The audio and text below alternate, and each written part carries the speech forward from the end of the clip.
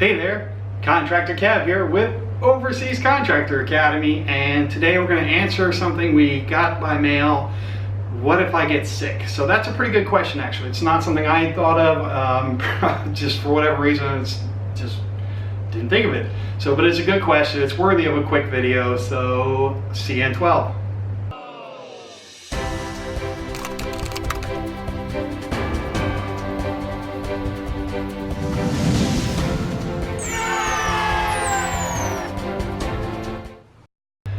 Okay, so what if you're overseas, you're working as an overseas contractor, you're making the big bucks, and you're starting to feel some good financial freedom in your life, and you get sick. And this does happen. I've seen it a few times in my years doing it, and basically what the course of action is going to be dependent on where you are.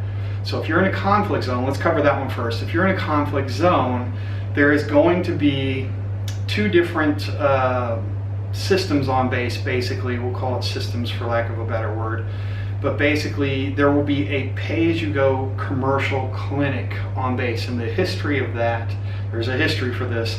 The history is that back in 2007 when I first started, contractors, if you got sick, you went to the military clinic, because there was only allowed to be a military clinic. There's only one place you could go for healthcare on a base. I mean, you're on a base in friggin' Iraq or Afghanistan. It's not like you can just go wander around and go find your healthcare elsewhere. I mean, there was one place to go. And so the US military kind of started figuring out that paying for the healthcare for these, back then, 100,000 plus contractors in the region, there's a significant cost to that. And so what they did is they made this new rule, and they brought in commercial clinics to kind of service the contractors that were there. And so now they made a clinic, and then they told contractors, they cut them off, you can't come to the military unless it's an absolute emergency, unless it's something big. And so now basically if you're sick in a conflict zone, if it's just you're kind of sick, you go to the pay clinic, and they'll have usually just physician assistant level healthcare there. Basically they'll give you a prescription for antibiotics or decongestants or whatever, minor things that you're just kind of under the weather a little bit, and that's where you go for that. And then if you're sick, as in you've got some kind of serious emergency going on, or if you go to that clinic and they say, holy shit, we think this is something worse, you need to go see the docs, that's when you'll get sent over to the military side. And what they're doing is they're deciding, when you go there, can they treat you there, can they help you there, or do they need to evac you? And if you get evac'd, you'll be sent, if you're in Iraq or Afghanistan, usually you're going to get sent to Dubai for that, but it could be a different location, but generally speaking it's Dubai. And what they're doing is they're evacuating you out of the conflict zone and sending you to a commercial hospital. So that's what happens basically. If you get sick on a base, if it's a minor sickness that you just need the right medicine for and a couple days off of rest, you go to a pay clinic. And generally speaking, that cost is reimbursable through your company, or they make you get insurance, and then you have to file the blah blah blah. I went one time, my whole time in Iraq, when I was in Baghdad, I want to say circa 2010. They had a clinic set up, and I had some kind of ear infection. I knew what it was coming on. It's not like you could just walk into the PX and buy antibiotics. So I went over there, told them what I had going on. They gave me some antibiotics for my ear. Good to go, no problem.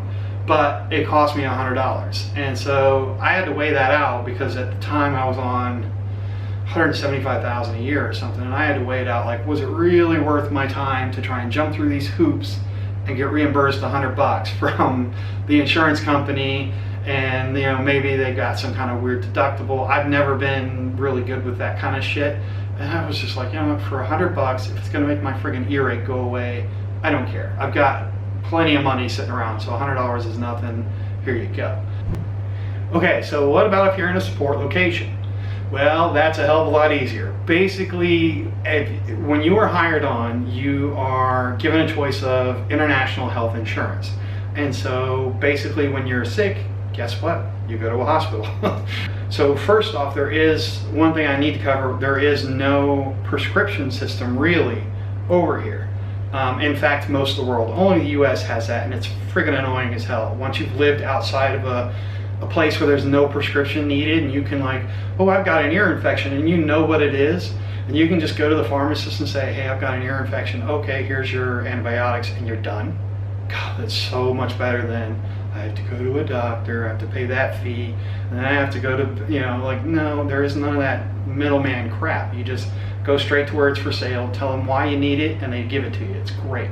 So there's that. And then if it's something bigger than that, you would actually go to a hospital. And so once again, they'll give you, when you're working, you have an international medical card, you can use your insurance for that, or depending on the cost, you can just pay it yourself. I know some people, they're just like, hey, it ain't worth it. It's, you know, I went to the hospital and it was 150 bucks.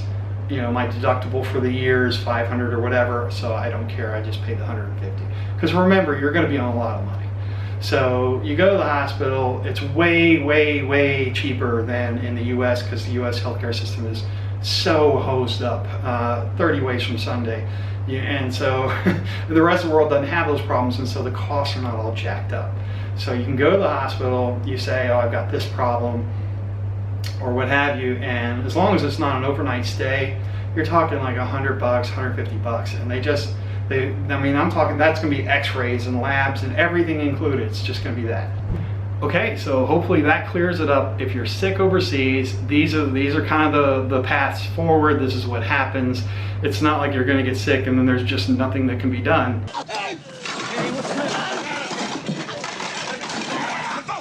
So yeah, good medical care, and there is a system in place, and you know, basically most of the time, let's face it, you know what's wrong with yourself. You just go to a pharmacist and that's it. So there you have it, and hopefully that answers the question, and we'll see you next time.